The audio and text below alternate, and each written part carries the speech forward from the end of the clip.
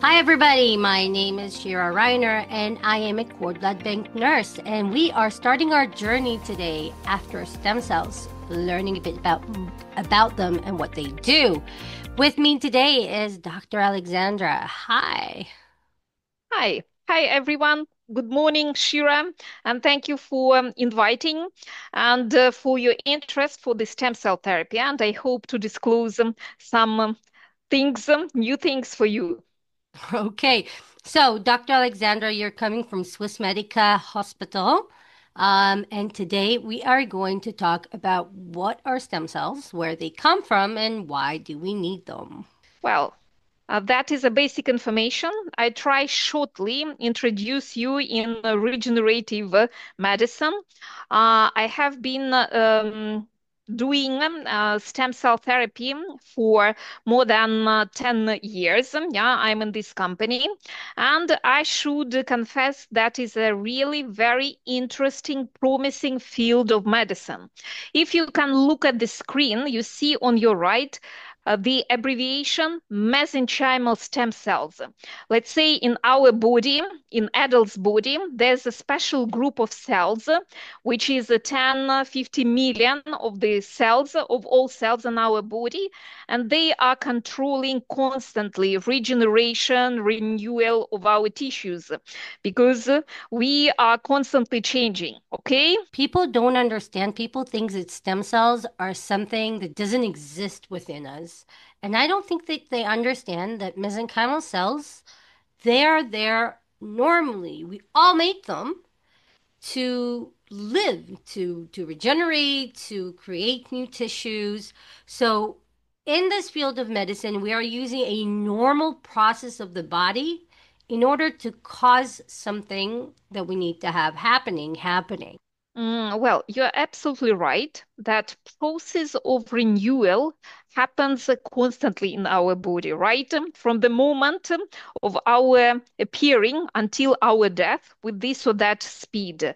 And here you see, let's say, mesenchymal stem cells are involved on constant regeneration of neurons, of our skin, our cartilage, fat tissue, muscles, heart muscles, lung tissue, the cells of liver, and so on. So all our cells except blood cells, stem cells, mesenchymal stem cells are responsible for, and they are doing this job constantly, right?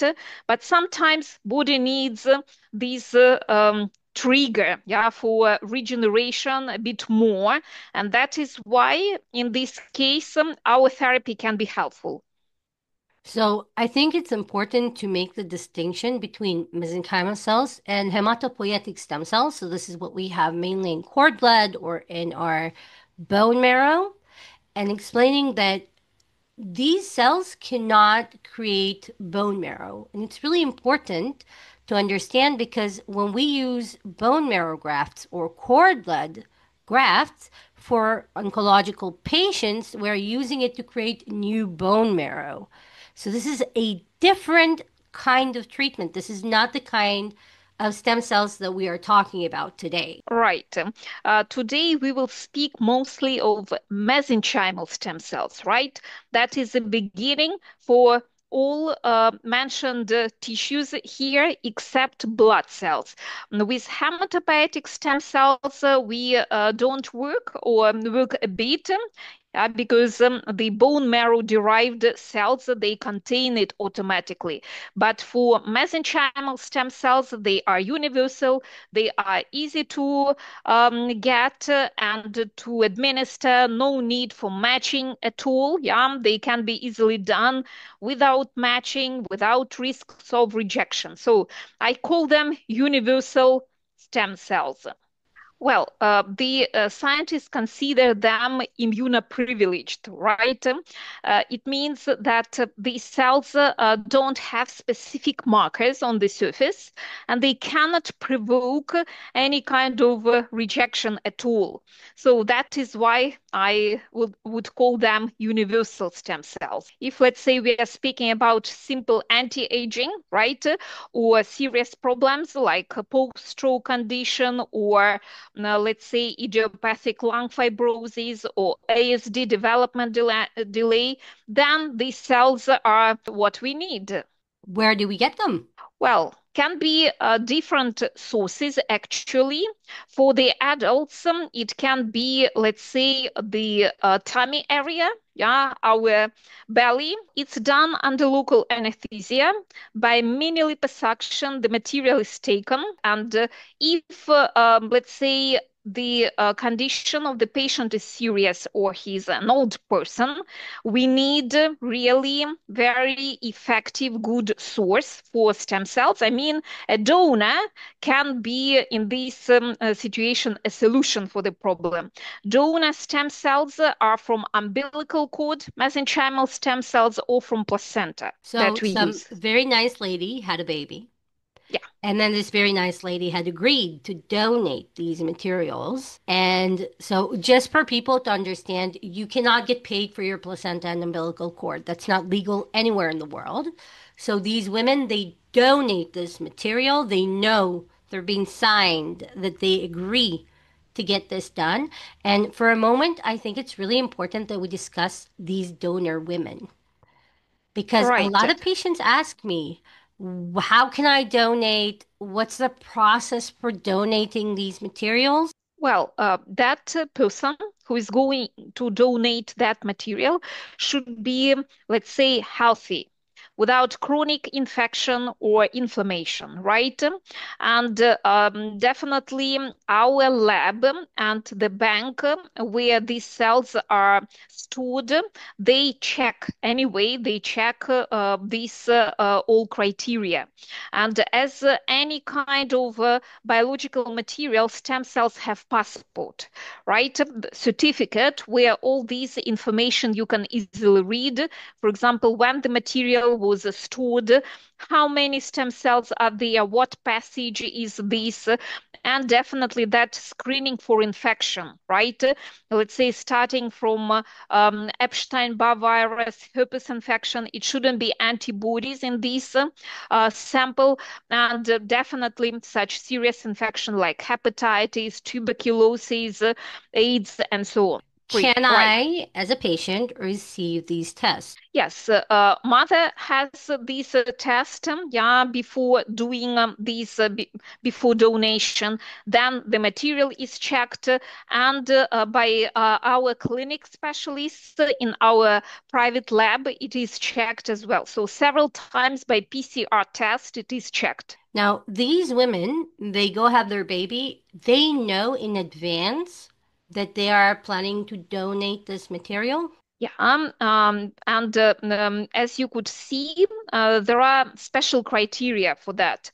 For example, if there's any kind of antibodies for herpes infection or Epstein-Barr, if they're positive, they cannot donate this They material. cannot donate. So they will, so it's really important you guys know now that these women, they are giving this because they know that this material can create stem cells and it can help patients. They are donating it, they're not being paid and they are being heavily, heavily screened. And let me tell you that as a person that also deals with stem cells, these tests are not a choice. They are mandatory tests that are being asked by the WHO. So this is not a choice of a clinic or any facility. It's illegal to use these cells without screening both donor and the material itself. So getting a donation, very, very safe procedure. And I was asked a lot, can these cells develop into tumors? Well, really, it's a common question which we constantly hear from our patients. We should imagine that there's a big group of cells we call immature types, okay, and mature types of the stem cells. This one, which is the screen and which we use, that is called mature types of the stem cells. So it was collected after the birth of the child. Before that process, let's say embryonic fetal stem cells, they are considered to be immature. And we don't work with those types at all. And for immature types, that fast speed of multiplying is common. That is why the predisposition for uncontrollable multiplying they have. For mature types, that is on the contrary, that speed is quite low, speed of multiplying, and the chances for appearing of bad cells is zero. That is why we use these mature types, and also very important thing for adults to do screening for tumor markers before we start the stem cell therapy. I mean, especially patients after 45 or 50 years old, we need to do the screening of the blood for the possibility of that disease. And then when all parameters are normal, then green light for the mesenchymal stem cells and no risk of cancer transformation. On the contrary, immune system is more alert, yeah, because of immunomodulating effect, and it can easily find and neutralize bad cells. So now that we know what these cells are and we know where they come from, let's talk about what they are doing in our body. Well, the work of the stem cells is, let's say, multifunctional. They have really a lot of functions. And as we just now mentioned, that is anti-cancer effect, right? And additionally, stem cells have an anti-inflammatory effect. It has immunomodulating effect. They are triggers and good stimulations for tissues to be renewed, to be regenerated, like internal anti-aging finally. Plus, these cells provoke growing new vessels. New vessels, new capillaries means better circulation of tissues, right? Nerve endings can grow, and also there's a chance for neurons to have more connections between. This is we observe with the, let's say, neurodegenerative diseases. It improves neurometabolism, and that these are basic functions which I have mentioned, but let's say internal anti-aging. All cells are renewed. So when I think in my head about a patient, I'm going to look in this patient for side effects that are connected to these effects. So if I'm thinking about a patient that had a spinal cord injury, I'm thinking about less inflammation, more neurons being created for this person, so better breathing, better stability, better options for this person to regenerate and recuperate from injury. Or if I'm thinking about children that has inflammatory conditions, I know that stem cells are good for inflammatory conditions. This is the kind of person I will consider doing a treatment for. So when I think about a patient, I'm thinking about what you just explained. These people who have these side effects that are connected to neurological issues, autoimmune issues, inflammatory conditions, things like that. Yeah, let's imagine we have a child of 4 or 5 years who has a tendency for frequent infection, who has allergic reaction, and who has, let's say, problem with cognitive skills. Yeah, a bit development delay. And I can tell that in 70%, what we see with the using the stem cell therapy and exosomes, we see that more than 90% of kids have better immune system. They have less episodes with the infection during the year, okay? And they have their allergic reaction manifestations, it is like in the phase of remission, right? So no rashes, no tendency for asthma, and so on. And plus, there's a high chance 70% of kids respond in this way. They are better in learning, in accepting information, in digesting this information with better, ability to learn something. And that is a feedback from teachers, from family members. So when we think about the success in treatment, what we're actually looking is for the effect that happens after. And it can be Right. something immediate sometimes. And I remember seeing kids in clinic the day after, even the same day, something seems to be going on with these kids. But some of the children, they take a really long time to see an effect. And I always wonder, why is there such a big difference between these kids? Well, definitely the reaction of the body for the stem cells is something individual, and the speed, the reaction is individual. But in general, the reaction for the stem cell therapy we observe from 0 day when the therapy is done until 6, 8 months. That is a time frame.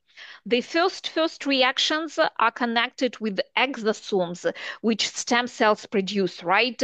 And this reaction can be immediate, right? Even in the clinic, some parents say, okay, the child could do something that he hasn't done before, like interest for some products that he hasn't eaten, or being moderate with brushing teeth. I mean, So autistic I kids or have a good something like. story for you. I don't know if you remember.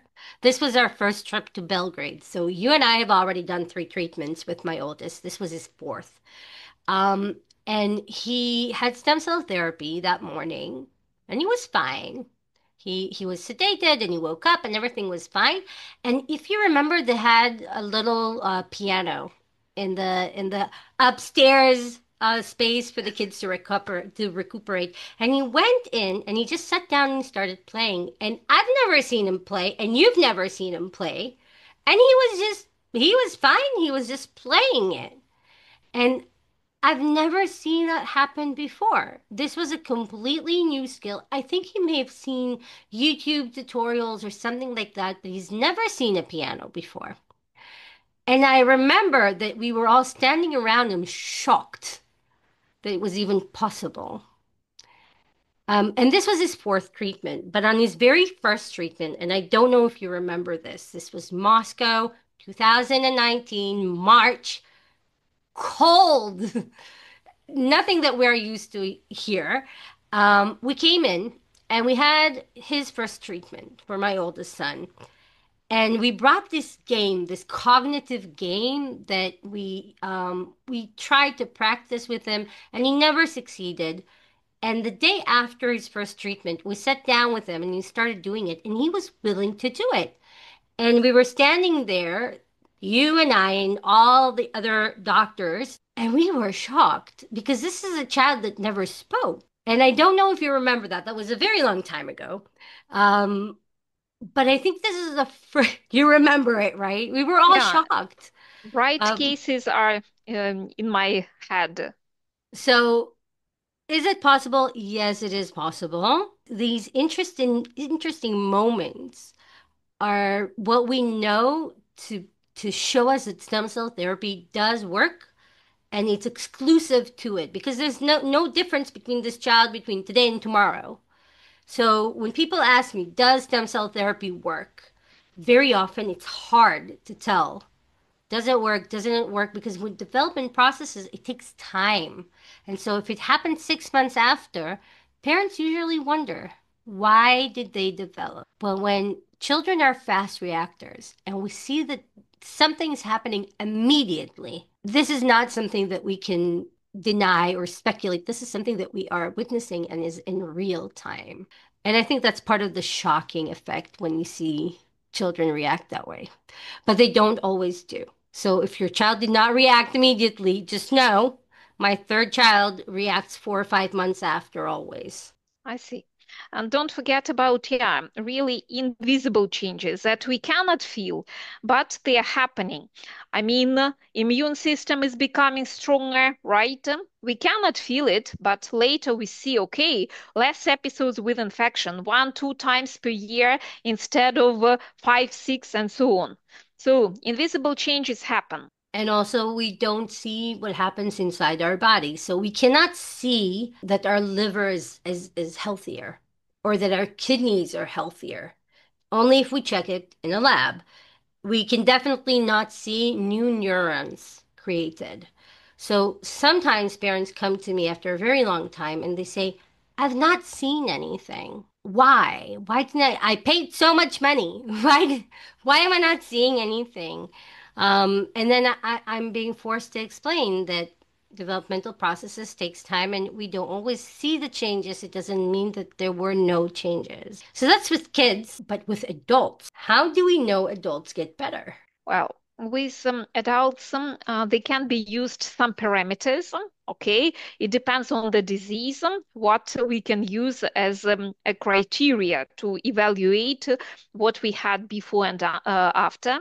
And of course, very important thing, what disease we are speaking about. If it is incurable disease, at least stabilizing, it's a good step. It's a good achievement, right? With ALS, I mean motor neuron disease, or idiopathic lung fibrosis, these people have no chance, no solution, and we try at least to slow down and achieve that stabilizing period, at least that thing.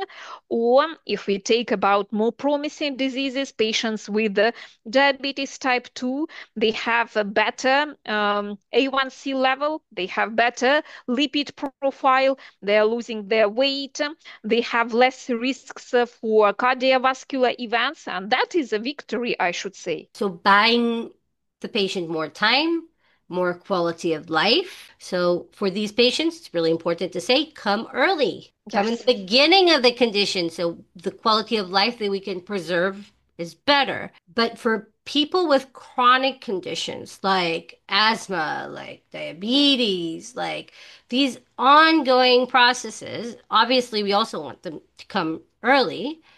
But we're actually talking about not only improving quality of life, but improving health. Yes.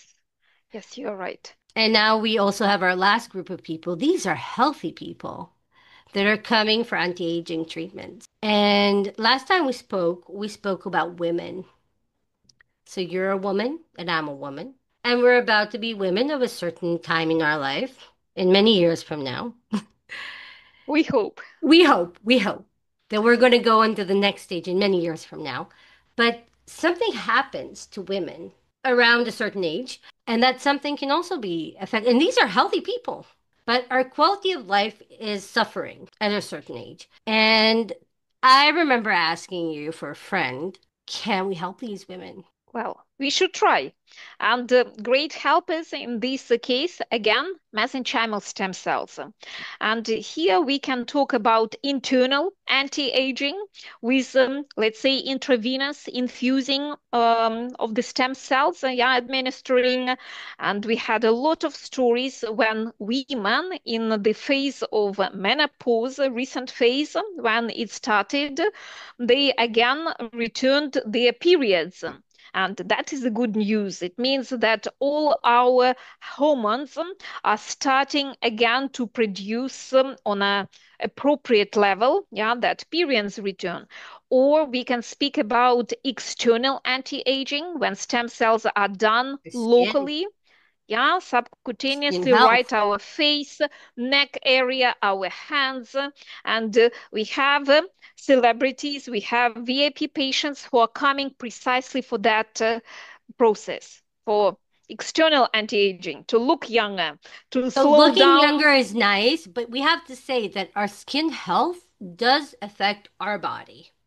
right? And it's really important to understand this is not exactly luxury, but this is part of taking care of our body. We live longer.